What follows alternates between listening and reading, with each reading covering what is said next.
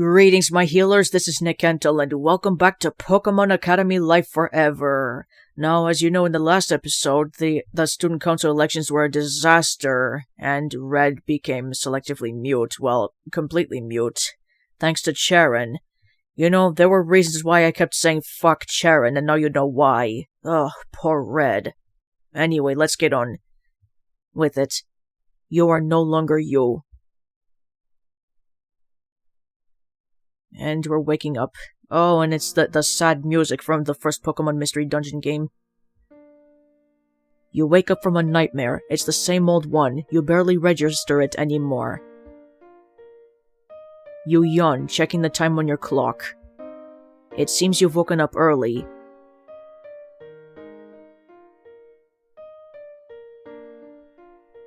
Oh, and he wakes up at noon.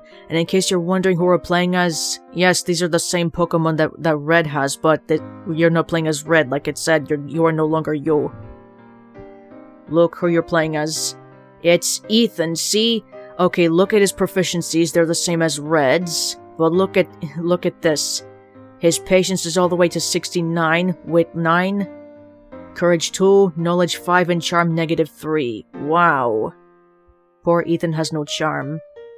And let's take a look at his Pokemon. Skarmory, Dino, Scraggy, Lapras, and Absol. See, the exact same Pokemon and sexes except for his Pichu.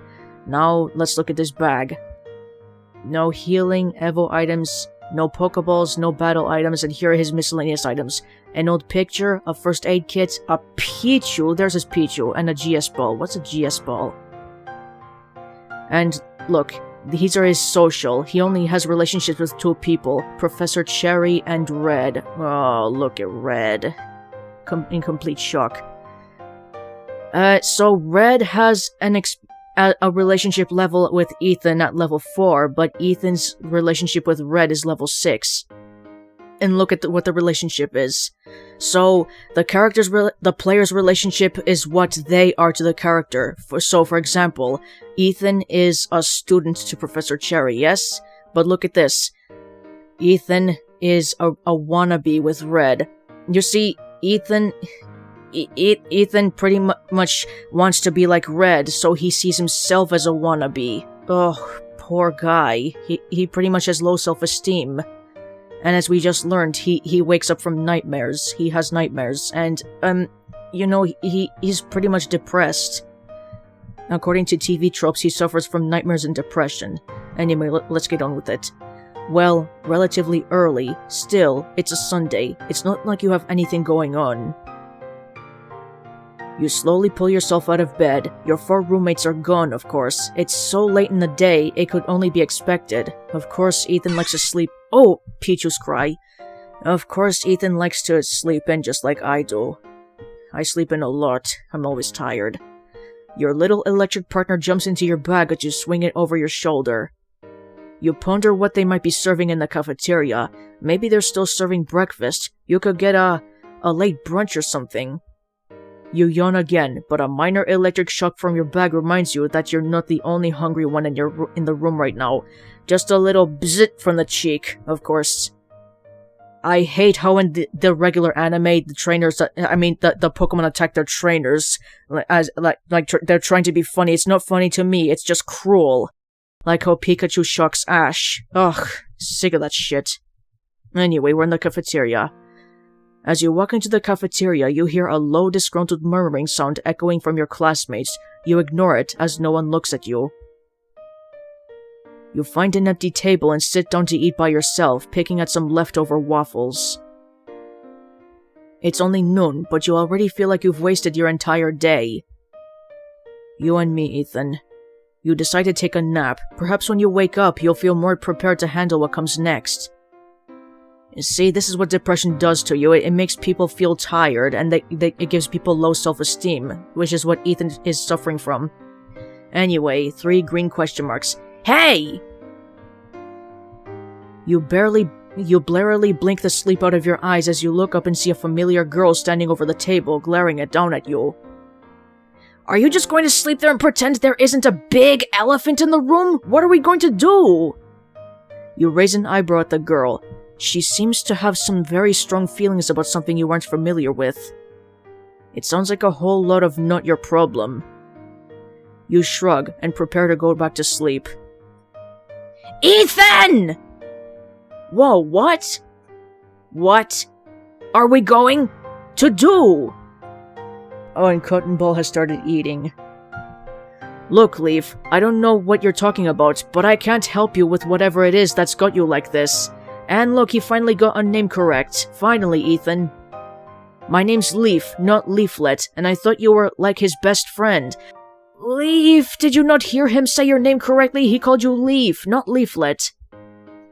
Man, I'm not anybody's best friend. Do you at least know where he is? Yeah, maybe I wasn't clear. Who are you talking about? What? Who? Are you kidding me, Ethan? Red! Your roommate! Whoa, what's with the passion? No, I don't know where he is. It's a Sunday. He's probably out studying or training or something. It's not like I keep tabs on him. Oh, right, so it's a total coincidence that you always end up in the same places? You just coincidentally end up doing everything he does? Hey, he might be copying me. Like, you know those Pokémon he picked up during the egg hunt? Yeah?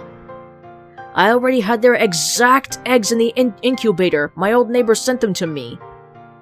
That's why I didn't pick up any eggs during the hunt. I already had as many as I could carry. And you can't blame me for the dino. Someone gave us 2 dino eggs at once.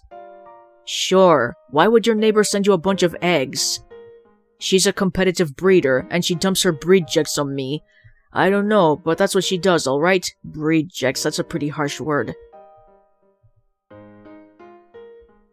Well, fine, maybe you aren't stalking him, but can't you at least use your connection to figure out where he is? Great, Ethan Gold, the world's best compass for people are better than him. See, even Ethan believes that people are better than him. He has low self-esteem. Poor guy. Yeah, I don't know. I don't go out of my way to follow him. Heck, half the time I get there first. You seem to be there at the same time, if you ask me. Well, if you could be anywhere right now, where do you wish you were? Honestly, home.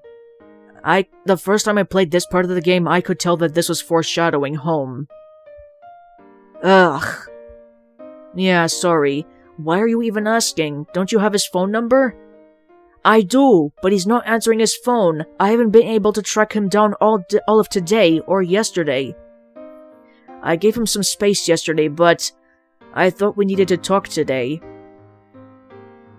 You know, nothing about you passes the Bechdel test. Bechdel, I don't know.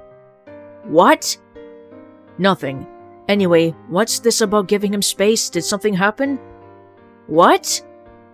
Okay, I'm getting the vibes that something did happen. Did you not go to the speeches? You didn't even go there to support your 2 roommates? Hey, I was going to. Ethan, you promised, or maybe you didn't, but you said you were going to be at the elections. I just didn't feel up to it. Figured it'd be better to take a nap, and maybe when I woke up, things would be better.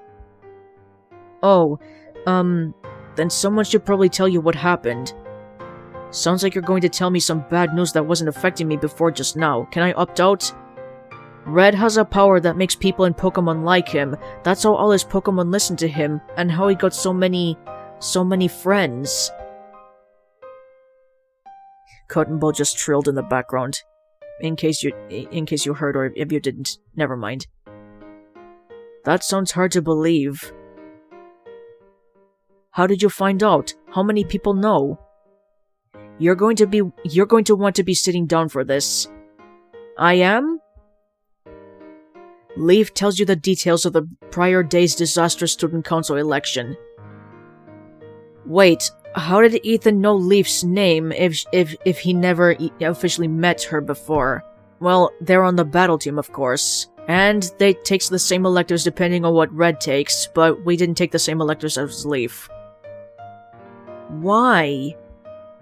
Why didn't he just lie and tell everyone Sharon was crazy? It's not that hard. It's really easy, actually. And finally he got Sharon's name correct. It sounds like Charon was willing to accept any lie he was told, if only Red was willing to lie. So everyone lost track of him after the election, and no one I've talked to has been able to find him since.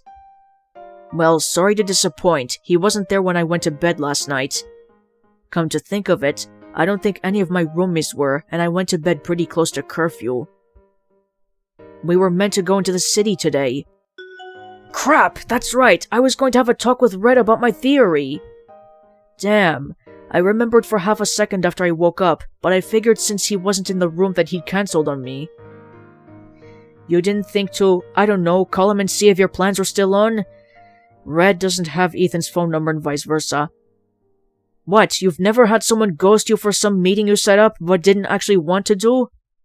It's the best feeling in the world, believe me. I'm not going to be your therapist. Seriously, Ethan does need a therapist.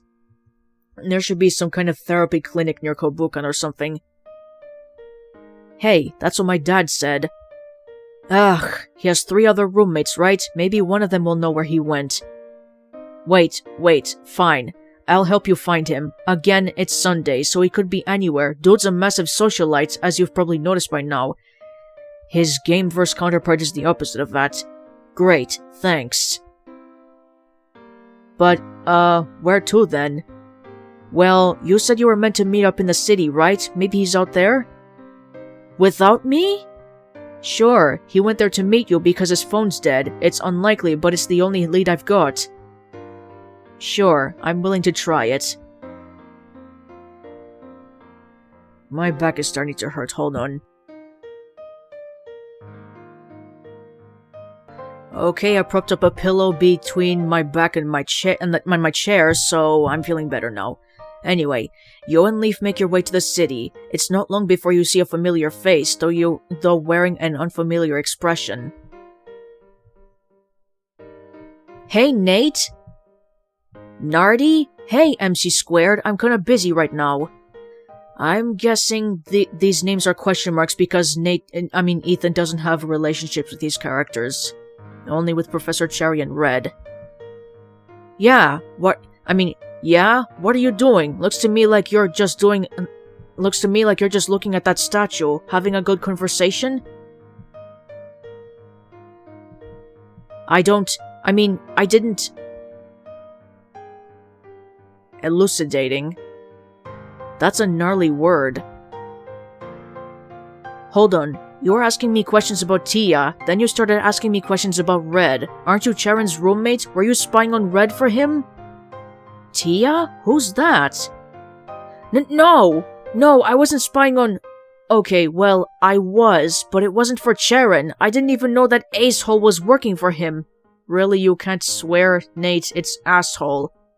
You gotta believe me, that guy in purple came up and offered a trade. I had no idea what he'd do with what I told him. I just needed some information, and he had it. What did you tell him to get that information, Nate? Look, I just told him how to access the security footage from the laboratory security cameras. So you were spying on Red? It's not that big a deal. I didn't, tell them any secret passwords or anything. All that information's publicly available through the school security room. You just have to walk in there and ask for the recordings. Oh yeah, we were going to do that our first week here when we thought Red's bag was stolen. If that was all you did, why are you looking so guilty? You've been asking me a bunch of questions about Tia and Red. You were asking Ethan a bunch of questions too, weren't you? Huh? How'd you know? Gotcha. The only reason someone would hang out with me is if they wanted something. I see where you're coming from now. Yeah, you're right. It's the low self-esteem again. Poor Ethan. He deserves a hug. MC Squared. Well, Nate, you didn't just tell him how to get some publicly accessible information. There's something more. Look, I knew what he was going to find. I watched the vids first. But I didn't think he was going to do something like that. He couldn't exactly try to make some sort of arguments that are got into the school unfairly without turning a massive lens on himself, right? I didn't think he'd be so stupid. What did the video show? Not falling for that one again. I purged the database, magnetized the tapes, and put 3-factor authentication that has to go through me on any future information requests. Great. So now that the ship is sinking, you think you can just stuff a towel in the holes and we'll forgive you? I don't particularly care for your forgiveness. I just want Red's, or at least a chance to apologize. I really screwed things up for him. What information did you want so desperately that you were willing to burn down Kobukan to get it? I can't tell you that. Why the hell not? I can't tell you that either. Keeping secrets, are you, Nate? Oh, yeah, because you're working with Hilbert on something. Look, you can't tell anybody about this, but I'm pretty sure there's a dangerous Pokémon hiding out in the forest. Everyone here could be in danger. Now, I know some people who cannot subdue the Pokémon, but if I'm going to convince them to come here, I need to know where the Pokémon is, how powerful it is, and when there will be no one around. Understand? This is bigger than a college student's small secrets. I'll trade away anything I need to make sure I complete my mission. You're a real piece of work. Well, since you can't get a single piece of information from 2 idiots without ruining everything for everyone, and can't fight off a mystery dangerous Pokémon, excuse my disbelief. Do you at least know where Red is? No. All my sources have gone silent. The whole school has. No one's talking to each other. Everyone's hiding out in their dorms. Empty classrooms. There are walls between my usual network. Gah! Then what good are you? What good am I? Nate, you fucked up. Bye, Nate. It was fun while you were pretending to be interested in me. Ethan. If you're trying to convince me that you weren't just looking for information on Red, save it. I don't know where he is, but B might. Great. Leaf. My name's Leaf, but yeah, once again, Leaf, he said your name correctly. Nate thinks that Blueberry might know where Red is. Nacho? Who the hell is? Oh, of course! If you're not Red's stalker, then Blueberry totally is. And again with the Nacho, he said Nate. Are you deaf, Leaf? Or, like, you. Or Tia. Sounds to me like Charon might have had a point. And it's afternoon, still looking for Red. And of course Blue is in the battle hall. As you walk into the battle hall, you see Blue training. Sweats cover his brow and soaks through his clothes. He's clearly been working at this very hard for a long time. His Pokémon have the same sort of stony determination.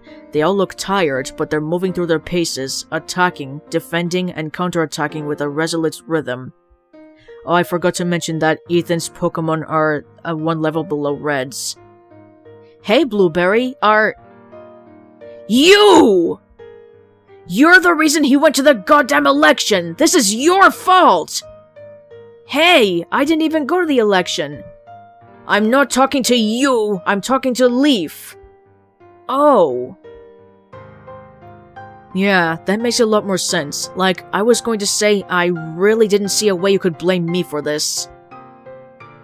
Wait, what did Leaf do? Nothing! You liar. You convinced you prevented Blue from protecting Red, which is what he wanted to do. And it all ended up in a disaster. You just refused to step away from him for half a second, so I couldn't talk to him. If I talked to him properly, he wouldn't have gone to the election.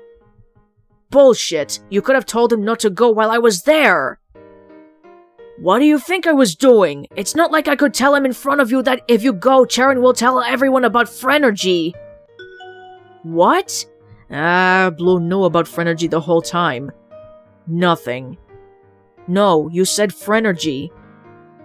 Well, yeah, that's what the power's called. What, weren't you at the damn election? I wasn't, and even I know that. That makes 2 people who weren't at the election. Don't think so, bud. Charon never told us what the power was called. Damn. Phrenergy? Is that what... I have? According to TV tropes, Ethan does have Phrenergy. Well, how did you... Wait. You already knew. I overheard you talking with Red about how all his friends left him in high school because of something you did! That's what you told all his friends back then! That's how you convinced them to abandon him! Because you convinced them that he was just brainwashing them! But that wasn't enough for you, was it? You had to go and do it again! You don't know what the hell you're talking about. Oh yeah? Because it sounds to me like you were sick of being second best to Red, so you blasted Red's reputation again, but let Sharon take the fall for it this time. Shut up! No one listens to me! No one! So how the hell was I supposed to know Sharon actually was? What? You saw how Red was at the battle team meeting on Friday, mouthing off to Lance like that. Oh, I'm on the left side of the room. I hate that dumb country boy shtick of his. We're from the same damn town, but he acts like he grew up riding Rhyhorn and milking toros. Toros don't make milk, they're bulls. Uh-huh. So yeah, I was complaining to Sharon, and I told him that Red gets anything he wants, and everyone pays attention to him just because of who he is. That he's just had everything he ever wanted handed to him. Wait, So Sharon asked if that seemed unusual to me, like he had some sort of power, and I said yeah, because what kind of idiot would think that was an actual power? I've said shit like that 100 times, and no one's ever listened to me. No one's ever cared that it's unfair, so how the hell was I supposed to know that this one time someone was listening? I was just venting! Man, I can feel Blue's pain right now. Seems pretty sus. Shut the fuck up, Ethan! Thank you, Blue and Leaf. God, I do not like people who use that kind of slang, so thank you. Well, great job. You ruined his life again. You and Nate. Nate? What did that egghead... The lab's security cameras. Damn it, Gramps. What I don't get is how you knew he had this power in the first place. Think about it, Ethan. If those purple students wanted to see video footage from this research lab, then Red must have been there, probably talking to someone. How do we know who Red is close, who hangs out around the research center a lot? The answer is Professor Oak. That redhead with the red proper Galarian accent? What was her name, Sonia? God. God? No! I'm saying God, you're literally a painful to talk to. Yeah, some people would say the same thing about you, Princess. You're kinda 110% all the time. Oh, Leaf just got roasted by this guy, Ethan. What a roast. Well, at least I'm not 0% all the time. Oh my god, would you two shut up?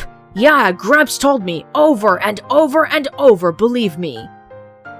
There wasn't a single goddamn second when I was a kid, when I wasn't being reminded that Red had this special power that made him so much more important than me.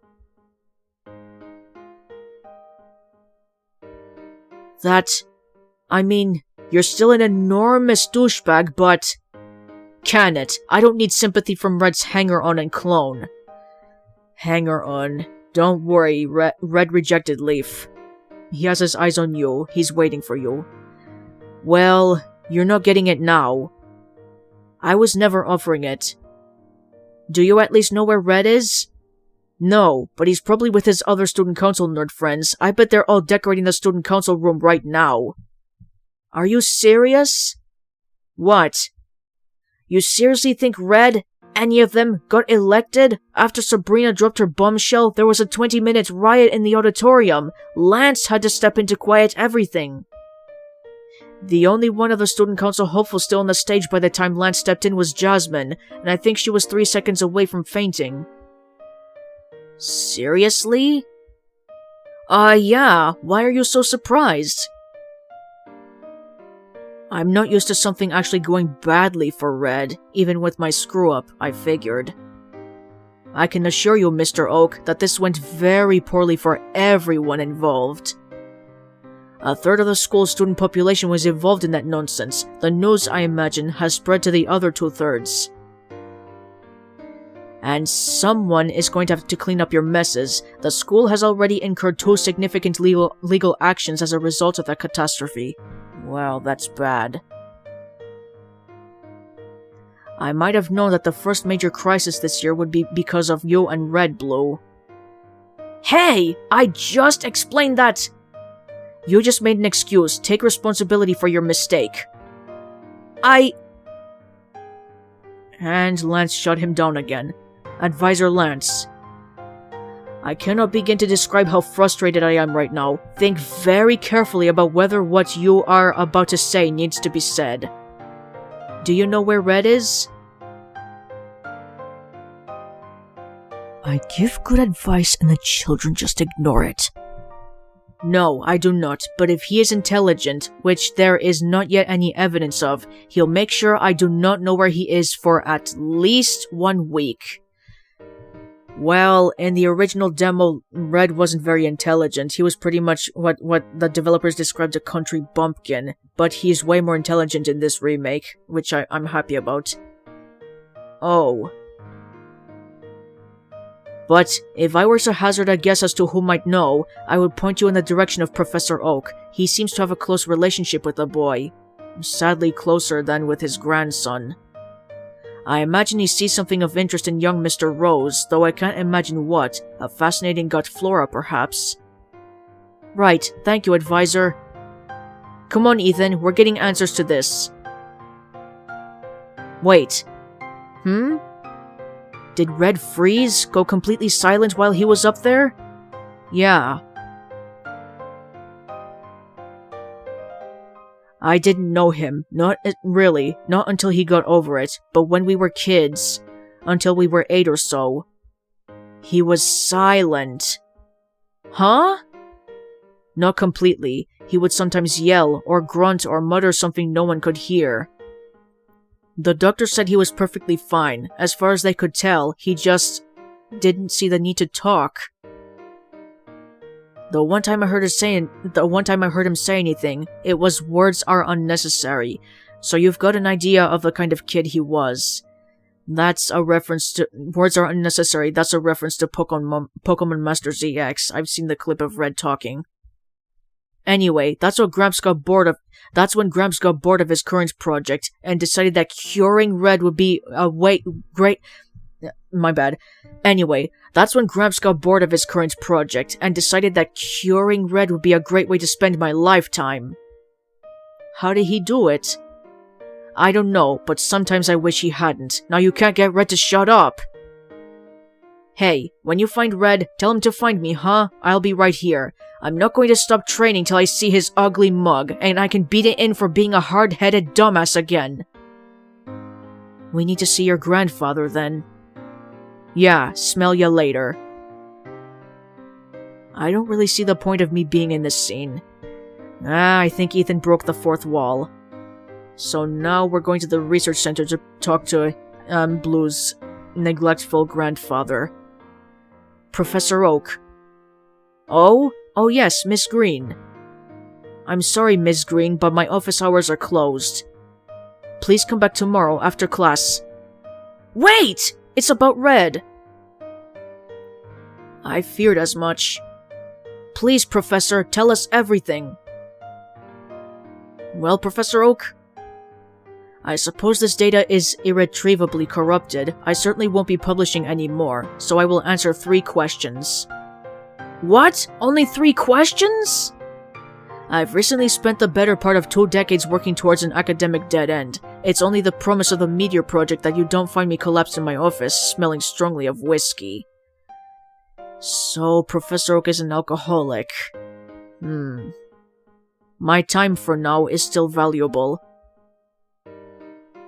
Fine. What is Red's power? It's a simple empathy inducer. Those around him cannot help but feel his feelings, understand his intent, truly know him.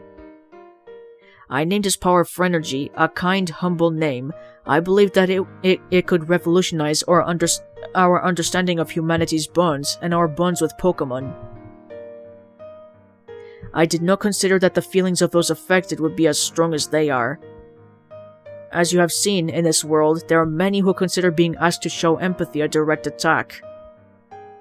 I should have anticipated that this power which, by its own nature, could not be kept secret forever, would reveal itself damagingly. So, it's not mind control?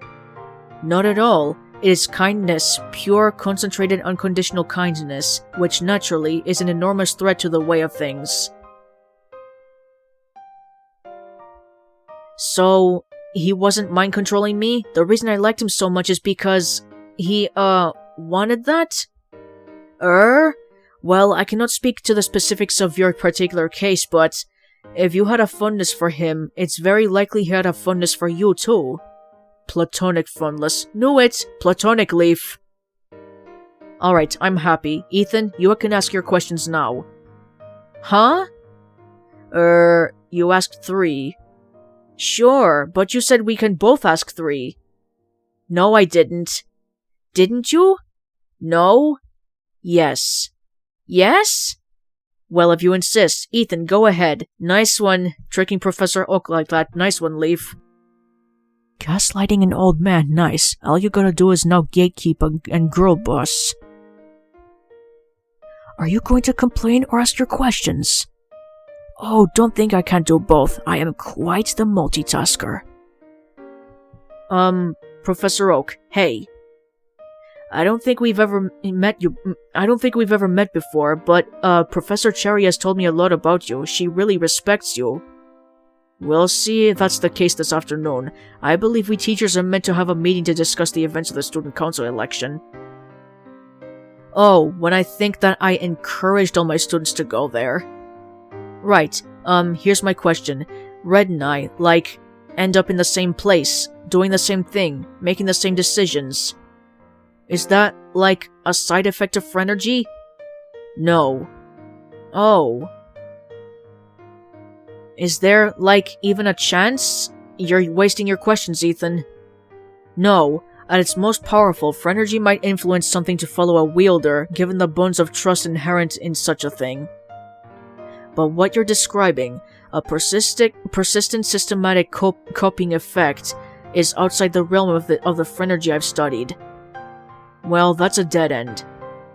I am mildly interested in this phenomenon you mentioned, though. Perhaps when I am able to publish my meteor thesis, I'll see what is happening to you and Red. Great. Second place to a rock. Okay, question number 2 then. Blueberry told us that you told him about Phrenergy. If you were trying to keep this a secret from everyone but Red, why would you tell Blueberry? Well, quite simply, he asked why I was spending so much time with his best friend, and I'm a firm believer that families shouldn't have secrets from each other. You didn't think that would give him a complex, that his best friend had some sort of superpower that made people like him? That is not what Phrenergy does. Why must the discoveries of science be constantly misinterpreted by the public in the least charitable fashion? In any case, no. I did not think that would give him any sort of complex. He is confident enough in himself that I dare say nothing could so much as give him reason to pause, let alone a complex. Wow, old Sam's a terrible judge of character. I agree with Leaf. Yeah, I'm learning a lot about the faculty of Kobukan today. You have one more question. Right, I really only wanted to know those 2, to be honest, but... well, we've asked everyone else, and no one else knows, so... do you know where Red is? No. Did you check the city? Yeah, I mean, not all 90 square miles of it, but a bit. What about the battle hall? We're both battle team members. Yes, we checked the battle hall. I'm afraid I've no idea then, but if you see him, do make sure to let me know if you will. I'd like to talk to him about his place in this academy, given recent developments. Sure. You and Leaf end up spending the rest of the day crossing the campus searching for Red. Leaf rummages through every bush in the gardens. You look in every stall in the sports center locker rooms. Leaf even drags you up to a women's restroom near the cheer squad's changing room for some reason. Yeah, because that's where Leaf made Red hide in the women's bathroom. during week 1. Unsurprisingly, he's not there either. Eventually, the two of you awkwardly part ways, with you promising to call Leaf if Red is back at your dorm. Of course, you don't have her number. Ethan doesn't have anyone's phone number. He should get some contacts. You're almost back to your dorm when you spot a familiar man standing in a familiar garden staring up at a familiar sky. It's Dean Drayden. Hold on, let me get a drink.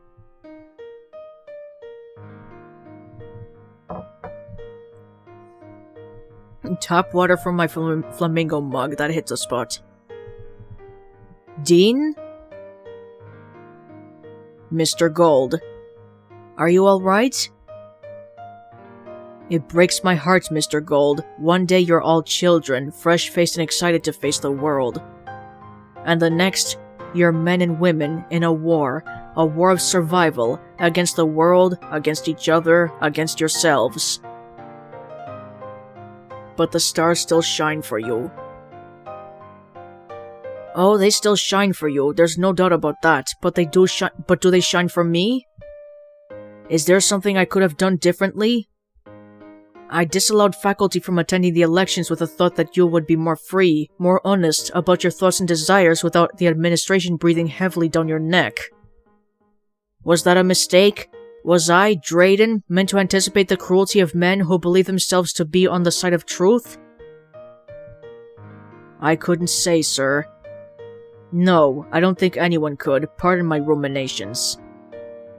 What will happen to those students, to everyone involved? Mr. Charon requested to be expelled. I refused him, insisting he take responsibility for his actions. I'm unsure, for now, what form that responsibility will take. Whatever the case, there are hundreds of students who are scared, upset, and angry. I'm half tempted to place him in the student council and make him deal with the mess he caused. But I think that would send the wrong message to the student body. His fate remains to be seen. Those incestuous siblings have been pulled from the school. Their parents, who are on the board of trustees, are understandably upset. I fear a phone call from the president of the university any minute now. Well, at least I'm happy those two A students are expelled. We don't need to see them anymore. They'll be no longer around to torment anyone, or Red. They deserve to be expelled. Mr. Caleb and Miss Serena have, I believe, taken temporary off-campus accommodations. They likely need time to process, refocus, and prepare to face their mundane day-to-day once more. Miss Jasmine, though distressed, has... my mistake. Miss Jasmine, though distressed, has showed remarkable improvement today. I believe she'll be back in classes tomorrow. Mr. Grusha, however, the fall from the stage exacerbated his condition.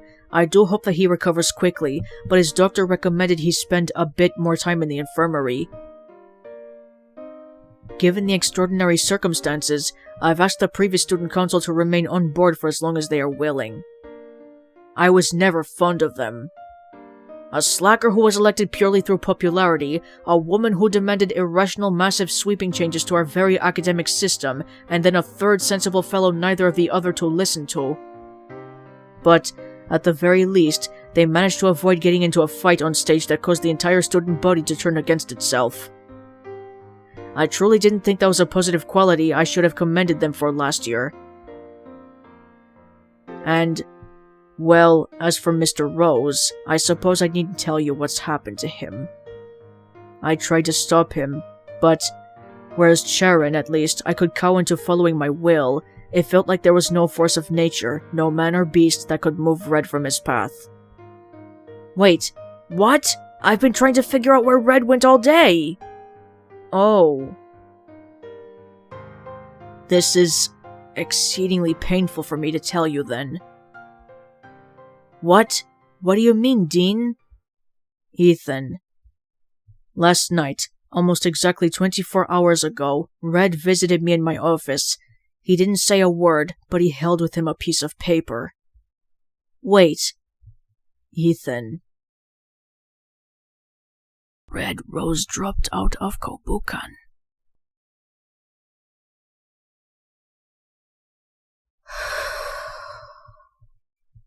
And we're moving on to May 3rd.